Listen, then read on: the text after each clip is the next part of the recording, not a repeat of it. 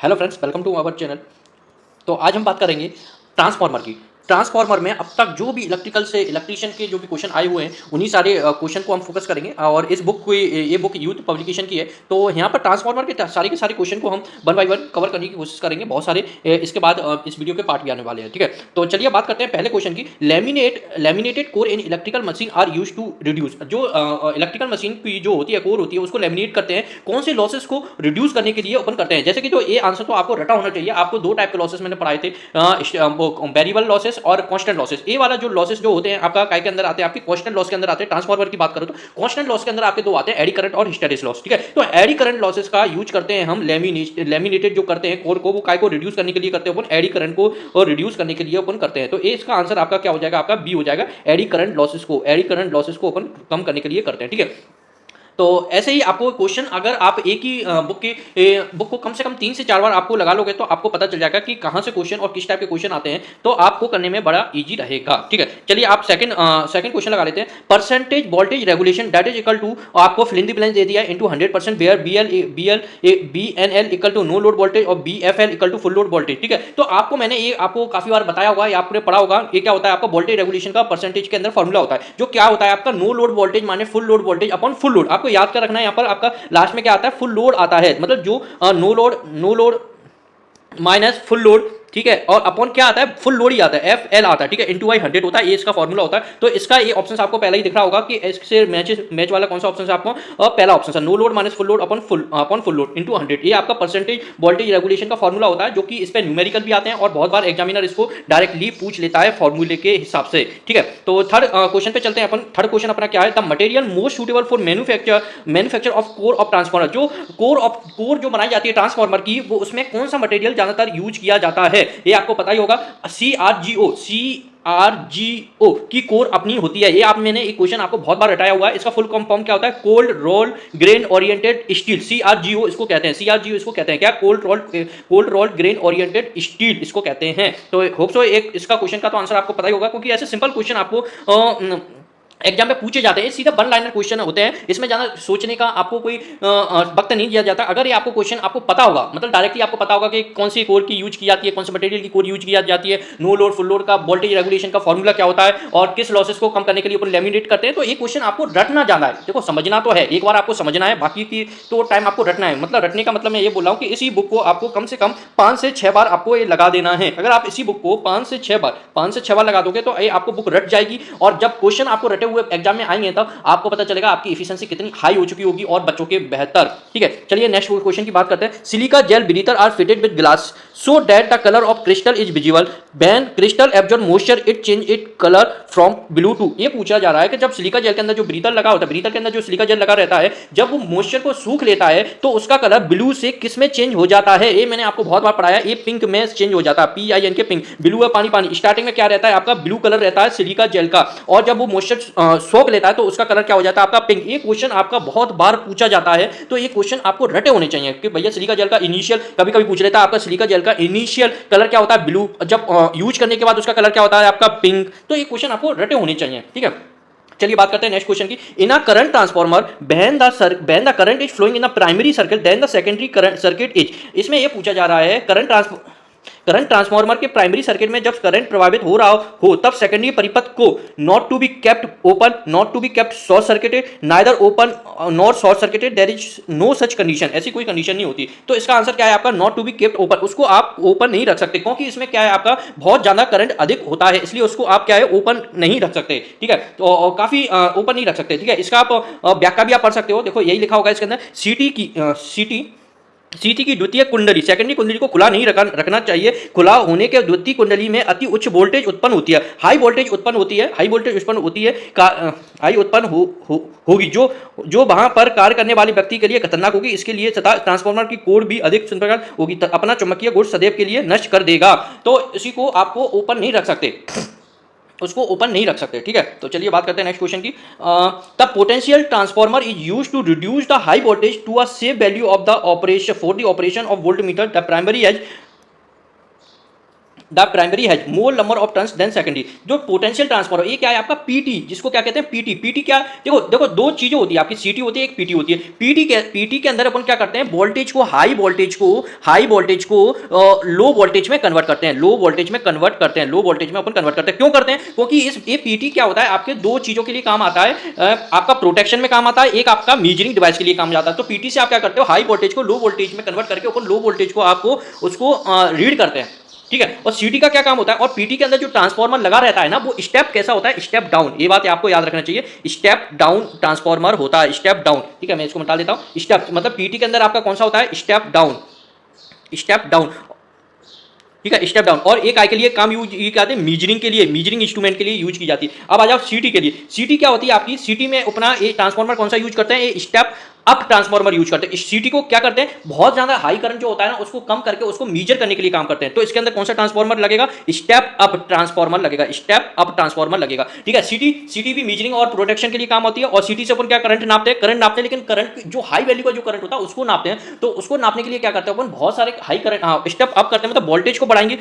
बढ़ाएंगे, step up करेंगे तो क्या होता है आपका करंट कम हो जाता है। तब करंट कम हो जाता है तो उसको मीजर कर लिया जाता है, ठीक है। और सीटी आपकी जनरली किसमें आती है, रेशियो में आती है, ठीक है। तो यहां पर क्या होता है आपका पोटेंशियल ट्रांसफार्मर के बारे में कहा जा रहा है, तो more number of turns than secondary, secondary से मतलब सेकेंडरी से ज्यादा नंबर टर्न्स होंगे उसके अंदर, ठीक है। Potential transformer is used to reduce the high voltage to save value of the operation voltmeter, ठीक है। द प्राइमरी हैज, प्राइमरी के अंदर क्या होंगे, मोर नंबर ऑफ टर्न्स होंगे सेकेंडरी के अपेक्षा, ठीक है। तो स्टेप मैंने क्या बोला, इसके अंदर स्टेप डाउन ट्रांसफार्मर होता है।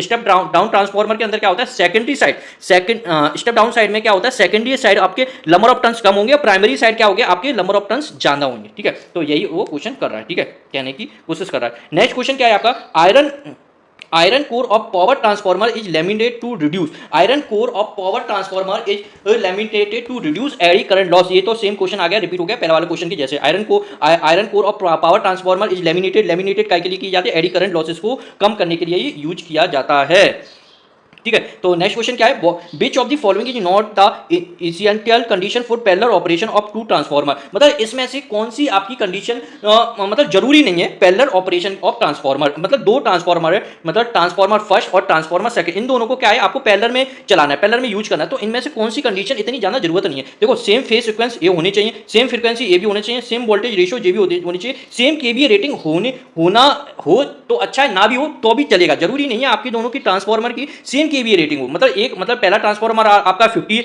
एमवीए का है और दूसरा आपका ट्रांसफार्मर 60 एमवीए का, तो ऐसा हो सकता है, जरूरी नहीं है ये दोनों ही 50 एमवीए के हो, ठीक है। तो यहाँ पर जो सबसे कम वो कौन सा है, यहाँ पर ऑप्शन आपका डी है, सेम केवीए रेटिंग होने की आवश्यकता बिल्कुल भी नहीं है, क्योंकि क्वेश्चन में आपका नोट पूछा है, ठीक है। चलिए नेक्स्ट क्वेश्चन पे, ठीक है। इसमें आपका दिया भी हुआ समान केवीए रेटिंग की आवश्यकता नहीं होती, ठीक है, नहीं होती। आवश्यक शर्त कौन से, समान फेज अनुक्रमण तो होने चाहिए, मतलब सेम फेज होना चाहिए, समान वोल्टेज अनुपात होने चाहिए, ठीक है, और समान आवर्ती मतलब फ्रीक्वेंसी होनी चाहिए, ठीक है। आइडेंटिफाई द फॉलोइंग फिगर, ये फॉलोइंग फिगर आपका काय का है, ऑटो ट्रांसफार्मर का है, क्योंकि यहाँ पर आप इसी टर्न्स को कम जाना कर सकते हो। ऑटो ट्रांसफार्मर में आप क्या कर सकते हो, ऑटो ट्रांसफार्मर एक ऐसा ट्रांसफार्मर होता है, वो एक ही ट्रांसफार्मर के आप स्टेप अप भी कर सकते हो, स्टेप डाउन भी कर सकते हो, ठीक है, स्टेप अप भी कर सकते हो, स्टेप डाउन भी कर सकते हो, वही होता है आपका ऑटो ट्रांसफार्मर, ठीक है। ऐसी उसके अंदर सुविधा दी जाती है, ठीक है। आप इस क्वेश्चन को आपको ना भी पता हो तो आप देखो एक कॉइल दिख रही है, कॉइल तो है लेकिन इसके अंदर ये एरो लगा दिया तो ये कॉइल का ऑप्शंस तो आपका हट जाएगा, ठीक है। चौक तो है ही नहीं है। रियोस्टेट के अंदर क्या होता है आपका रेजिस्टेंस के अंदर वेरिएबल करते हैं, तो रेजिस्टेंस का सिंबल कुछ इस टाइप का होता है, तो ये रेजिस्टेंस तो बिल्कुल भी नहीं है, ठीक है। तो आपका पहले ही ऑप्शन बचता है ऑटो ट्रांसफार्मर। तो कुछ क्वेश्चन आपको क्या है ऑप्शंस को एलिमिनेट करके भी आपको बनाने होते हैं, ठीक है। तो चलिए नेक्स्ट क्वेश्चन के आसपास,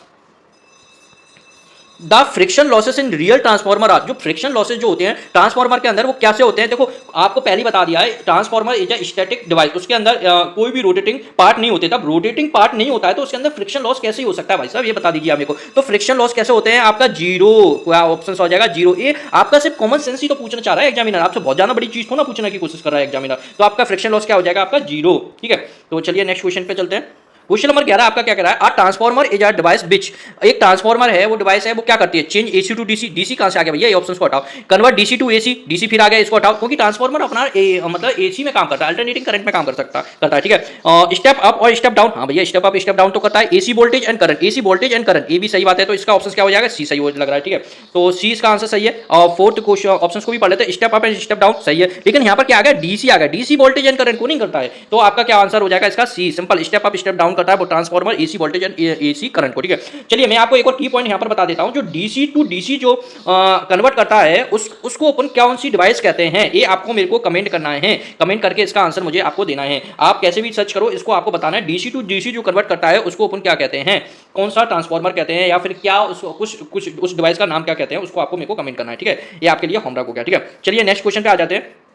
if if the primary power of an ideal transformer, ये देखो आइडियल ट्रांसफॉर्मर की बात कर रहे हैं, primary power, if the primary power of ideal transformer having 2:1 voltage दे दिए, रेशियो दे दिया, ठीक है, एज 100 वाट, वाट ए क्या दे दिया आपको 100 वाट, ये आपको पावर दे दिया ट्रांसफॉर्मर की, द सेकेंडरी पावर एज, वो पूछ रहा है आपका सेकेंडरी पावर क्या होगी उसकी, देखो पहली बात तो आपका आइडियल ट्रांसफॉर्मर दे दिया, तो आइडियल ट्रांसफॉर्मर के अंदर आपके अंदर क्या होते हैं, लॉसेस क्या होते हैं, जीरो होते हैं, लॉसेस क्या होते हैं आपके, जीरो होते हैं, ठीक है। और यहां पर दूसरी बात आपको क्या है, क्वेश्चन पढ़ते पढ़ते आपको याद रखना था, ये पावर जो ट्रांसफॉर्मर जो होता है, जो ट्रांसफॉर्मर होता है वो कभी भी पावर को चेंज नहीं करता है, पावर आपकी क्या होती है, समान रहती है, बस हम मानते हैं थोड़े लॉसेस की वजह से थोड़ी सी पावर थोड़ी बहुत कम ज्यादा हो जाती है, लेकिन इन्होंने तो आइडियल ट्रांसफॉर्मर ही दे दिया, तो आइडियल ट्रांसफॉर्मर के अंदर तो ऐसा नहीं होता बिल्कुल भी, तो यहां पर आपसे कुछ नहीं पूछना जा रहा है, तो सेकेंडरी टाइम का पावर पूछने जा रहा है, तो मैंने आपको इसको एक्सप्लेनेशन कर दिया ऑलरेडी, तो ऑप्शंस आप देख लीजिए, ऑप्शंस के अंदर आपको पहला ऑप्शन मिलेगा 25 वाट, दूसरा 100 वाट, तीसरा 200 वाट और चौथा आपका 0 वाट, तो आपका पावर चेंज नहीं होती है भैया, तो इसका आंसर हो जाएगा आपका बी ऑप्शन,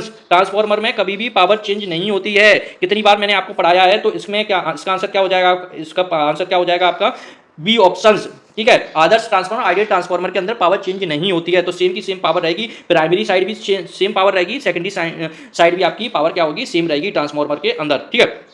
चलिए नेक्स्ट क्वेश्चन की बात कर लेते हैं, question number 13, laminated insulation coated with varnish are normally use in the transformer, ये क्वेश्चन कितनी बार आएगा भैया, देखो लेमिनेट काय के लिए करते हैं, टू रिड्यूस एडी करंट, ये आपको याद होना चाहिए, ठीक है, ऑप्शन में कहीं ऐसा कुछ दिख रहा है तो to reduce the effect of eddy current, ये 3 बार अभी आपका रिपीट हो गया, अगर आप इसी क्वेश्चन को 10 बार अगर आप पढ़ लोगे तो ये क्वेश्चन आपको रट जाएगा, लेमिनेटेड क्यों करते हैं उसको, टू रिड्यूस एडी करंट, ठीक है। तो चलिए नेक्स्ट क्वेश्चन पे चलते हैं, question number 14, a device which work through an electric induction, ठीक है, it's working without changing the power and can step up and step down the level of voltage is known as, ये आपको क्या पूछ रहा है, एक ऐसी डिवाइस बताओ जो इलेक्ट्रिक इंडक्शन पे काम करती हो, ठीक है, हमारा ट्रांसफॉर्मर भी म्यूचुअल इंडक्शन पे ही काम करता है, ठीक है, 3 फेज इंडक्शन मोटर भी इंडक्शन पे ही काम करती है, ठीक है, और जो पावर को स्टेप अप और स्टेप डाउन कर सके ऑफ द वोल्टेज लेवल को, वोल्टेज की स्टेप अप स्टेप डाउन कर सके, तो ये कुछ ऐसा नहीं लग रहा कि इसका आंसर ट्रांसफॉर्मर होना चाहिए, ये क्वेश्चन कितनी बार आप मतलब कितना सिंपल क्वेश्चन है, इस क्वेश्चन को आपको पढ़ते ही आपको पता हो जाना चाहिए कि इसका आंसर क्या होगा, आपका ट्रांसफॉर्मर होगा, सी ऑप्शन होगा, ये जो ऊपर जो लाइन लिखी हुई है वो एक तरह से आपकी ट्रांसफॉर्मर की ही डेफिनेशन लिखी हुई है, तो इसका आंसर क्या होगा, सी ऑप्शन हो जाएगा ट्रांसफॉर्मर, ठीक है। चलिए नेक्स्ट क्वेश्चन पे चलते हैं, in increasing the number of turns of wire on the secondary of the transformer will be, मतलब ये है आपका सेकेंडरी साइड में नंबर ऑफ टर्न्स ज्यादा हो जाएंगे और नंबर ऑफ टर्न्स प्राइमरी के अपेक्षा, तो आपका क्या होगा, मतलब नंबर ऑफ टर्न्स को बढ़ा दोगे तो आप क्या हो जाएगा, ठीक है, तो आपका इसका आंसर आना चाहिए इंक्रीज द सेकेंडरी करंट का आपका इंक्रीज हो जाएगा, ठीक है, डिक्रीज द सेकेंडरी करंट, देखो मैं आपको ऑप्शंस को छोड़िए, आपको तो समझने की कोशिश कीजिए, ठीक है, तो अपना स्टेप अप, पहले तो आप स्टेप अप आपको पता होगा, स्टेप अप ट्रांसफॉर्मर में क्या होता है, वोल्टेज आपकी इंक्रीज होती है, स्टेप अप ट्रांसफॉर्मर के अंदर क्या होता है, प्राइमरी के अंदर नंबर ऑफ टर्न्स क्या होते हैं, कम होते हैं, और सेकेंडरी के अंदर आपके ज्यादा होते हैं, तो ये जो आपकी बात कर रहा है काय के अंदर कर रहा है, स्टेप अप ट्रांसफॉर्मर के अंदर कर रहा है, तो नंबर ऑफ टर्न्स को बढ़ा दिया, तो इसका मतलब क्या है, आपका वोल्टेज तो आपकी हाई हो जाएगी, करंट क्या हो जाएगी, आपकी डाउन हो जाएगी, तो यही इस क्वेश्चन में पूछने की कोशिश कर रहा है, तो मतलब करंट कैसी होगी, कम, इंक्रीज द सेकेंडरी करंट बिल्कुल नहीं, ये तो ऑप्शन खत्म, डिक्रीज द सेकेंडरी करंट, ये बिल्कुल सही है, मतलब जो डिक्रीज हो जाएगी सेकेंडरी करंट की, वोल्टेज कैसी हो जाएगी, ज्यादा हो जाएगी, और करंट अपनी कम हो जाएगी, तो इसका आंसर क्या आएगा, बी। चलिए देखते हैं इसके नेक्स्ट और भी ऑप्शन क्या दिए हुए हैं इसके अंदर, ऑप्शंस क्या दिया हुआ है इसका, having no effect of the secondary current, ये तो बिल्कुल भी नहीं है, इंक्रीज द प्राइमरी करंट, ये बिल्कुल भी नहीं है, इसका आंसर क्या हो जाएगा, बी, जो कि मैंने आपको बता दिया है, आपका सेकेंडरी का क्या हो जाएगा, करंट आपका कम हो जाएगा जब नंबर ऑफ टर्न्स को बढ़ा दोगे, और वोल्टेज आपका क्या हो जाएगा, हाई हो जाएगा, ठीक है। तो आपको क्वेश्चंस की अप्रोच आपको क्या रखना चाहिए, ऑप्शंस बिना पढ़े ही आपको आंसर उसका याद होना चाहिए या पता चल जाना चाहिए क्वेश्चन को पढ़ते पढ़ते ही, ठीक है, तो इसका आंसर क्या होगा, बी होगा, ठीक है। क्वेश्चन नंबर 16 पे आ गए, special transformer used to convert unbalance signal to balance signal is, वो कौन सा ट्रांसफार्मर होता है? Balun transformer, auto transformer, step across transformer, central tap transformer. ठीक है, तो इस ये बहुत इंपॉर्टेंट क्वेश्चन है, ये थोड़ा टफ क्वेश्चन है एक्चुअल में। ये क्वेश्चन ऐसा बहुत ही कम आता है, लेकिन इसका आंसर अगर कुछ चीज़ अपन को नहीं पता, जरूरी नहीं है हर चीज़ की नॉलेज होना जरूरी है, कुछ क्वेश्चन आपको रट लेने चाहिए। अब माना कि ये क्वेश्चन आपने 10 बार आपने पढ़ लिया, इस टाइप का क्वेश्चन अगर आपका एग्जाम में आ गया तो आप इसका आंसर नहीं लगा पाओगे। बलून ट्रांसफार्मर होता है, ऐसा बलून टाइप का होता है। ठीक है, तो इसका आंसर आप ए को रट लीजिए। ठीक है, चलिए नेक्स्ट क्वेश्चन पे आ जाइए। क्वेश्चन नंबर 17 पे क्या कह रहा है? ठीक है, अब आ जाओ क्वेश्चन नंबर 17 पे। ठीक है, ए 100 वाट का बल्ब है, ए 100 वाट बल्ब है, क्या है ये अपन को नहीं पता। A 100 watt and 200 volt voltage दे दिया। ठीक है, एक बल्ब है, इज कनेक्टेड इन सीरीज में कनेक्ट कर दिया। ठीक है, the primary of a 220 volt 20 KVA transformer when the secondary of the transformer is open the bulb will be. मतलब ये क्या कह रहा है, एक मतलब ये ट्रांसफार्मर है, ठीक है, ये दूसरी बाइंडिंग हो गई है, आप उसने सेकेंडरी तो ऊपर रख दिया है, ये वाली तो मतलब ये वाली क्या है आपकी ओपन है, और ये आपकी 100 वाट 200 वाट से अपन को इसको लगा दिया है प्राइमरी साइड से, प्राइमरी साइड में कनेक्ट कर दिया जाएगा। ठीक है, ट्रांसफार्मर। ठीक है, तो इस कंडीशन में क्या होगा, जो बल्ब जो होगा ना वो जलेगा, लेकिन क्या करेगा, कम ब्राइटनेस से चलेगा, क्योंकि ये आपकी शॉर्ट सर्किट नहीं है, ये आपकी ओपन सर्किट है। यहाँ पर ये क्या है, आपकी ओपन सर्किट है। तो इसका आंसर क्या होगा आपका? बी होगा, glow with less than normal brightness, क्योंकि यहाँ पर आपका जो चलेगा ना वो नो लोड करंट की वजह से चलेगा ट्रांसफार्मर। ठीक है, नो लोड करंट की वजह, नॉट ग्लो, ये तो बिल्कुल भी नहीं है। Glow with less than normal brightness, glow with normal brightness, normal brightness से तो बिल्कुल नहीं चलेगा, glow with more than normal brightness नहीं, इसका आंसर बी होगा। चलिए देख लेते हैं इसका आंसर भी क्या है।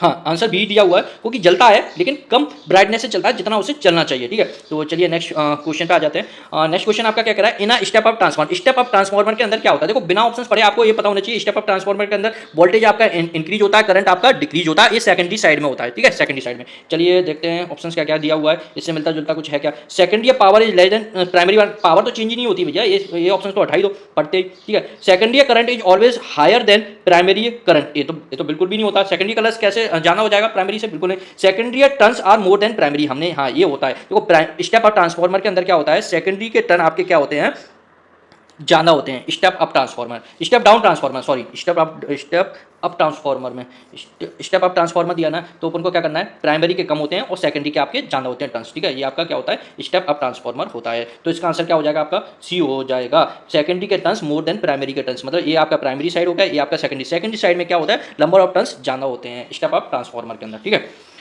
अब आ जाओ नेक्स्ट क्वेश्चन पे। Eddy current losses in a transformer core can be reduce by, ये तो आपको रटा होना चाहिए। एडी करंट लॉस का रिड्यूस करते हैं, एडी करंट लॉसेस का क्या करते हैं, एडी करंट लॉस को रिड्यूस करने के लिए क्या करते हैं, लेमिनेट करते हैं, बर्निश करते हैं। ठीक है, लेमिनेट करते हैं, बर्निश करते हैं, कुछ ऐसा कुछ दिखाई दे रहा है क्या ऑप्शन के अंदर? Decrease the thickness of lamination, और लेमिनेशन की थिकनेस भी कम करते हैं, तो यही इसका आंसर हो जाएगा, increase the thickness of lamination. इसमें ऑप्शन में आप कंफ्यूज हो सकते थे, लेकिन इसका आंसर आपको रटना पड़ेगा, मतलब याद कर लेना पड़ेगा। Increase the thickness of lamination बिल्कुल नहीं, इंक्रीज नहीं करते, थिकनेस को पतला करते हैं, तभी तो उसके अंदर गैप करते हैं। ये आपने ई टाइप के आपने कुछ ऐसे लेमिनेशन आपने देखे होंगे, इसको ऐसे क्या करते हैं, इनके अंदर बहुत कम थिकनेस करते हैं, पतले से पतले बना जाते हैं, इनके अंदर बर्निश भर देते हैं और लेमिनेट कर देते हैं। तो इसका आंसर क्या हो जाएगा आपका? सी हो जाएगा, decrease the thickness of lamination. ठीक है, एक ए वाला ऑप्शन तो, बी वाला ऑप्शन तो आपका बिल्कुल भी गलत है, मतलब कहीं से भी लेना देना नहीं है। Increase the year gap in the magnetic circuit बिल्कुल नहीं।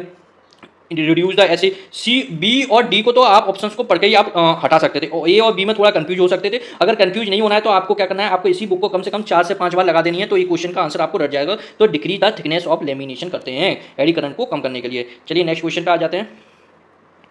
नेक्स्ट क्वेश्चन क्या है आपका, द कंडीशन ऑफ मैक्सिमम, ये भी बहुत इंपॉर्टेंट क्वेश्चन है, ये क्वेश्चन बहुत बार हर क्वेश्चन में, हर एग्जाम में ये क्वेश्चन पूछ लिया जाता है लगभग। ठीक है, तो the condition of maximum efficiency for a transformer, जो कंडीशन जो होती है मैक्सिमम इफिशिएंसी की, वो क्या होती है आपकी, constant loss equal to variable loss हो जाता है। ठीक है, constant loss equal to variable loss, मतलब copper loss equal to iron loss. बात एक ही बोल रहा हूँ सारे के सारे, ऐसा कुछ दिख रहा है, copper loss equal to iron loss. Option number C दिख रहा है भैया, तो आपको सोचना नहीं है, ऑप्शन नंबर सी आपको बिना सोचे समझे लगा देना है, ऑप्शन नंबर सी। ठीक है, copper loss equal to iron loss, इसी को डायरेक्ट इनडायरेक्टली भी में कह सकते थे आपका constant loss equal to variable loss, जो भी इसके नाम है, ये दूसरा नाम है इसका, copper loss equal to iron loss, constant loss equal to variable loss. ठीक है, तो होप सो आपको क्वेश्चन मेरे अच्छे लग रहे होंगे। क्वेश्चन नंबर 20 तक हमने सॉल्व कर लिए, इससे पहले हमने 10 पहले ही कर लिए थे इससे पहले वाली वीडियो में। अगर आपको मेरी वीडियो पसंद आ रहे हैं तो प्लीज लाइक करें मेरी वीडियो को, और मेरे चैनल को सब्सक्राइब करें, और आपको इस वीडियो के अंदर जो क्वेश्चन पूछा था उसका प्लीज कमेंट करके मेरे को आंसर दीजिए। तो मिलते हैं नेक्स्ट वीडियो में, थैंक यू।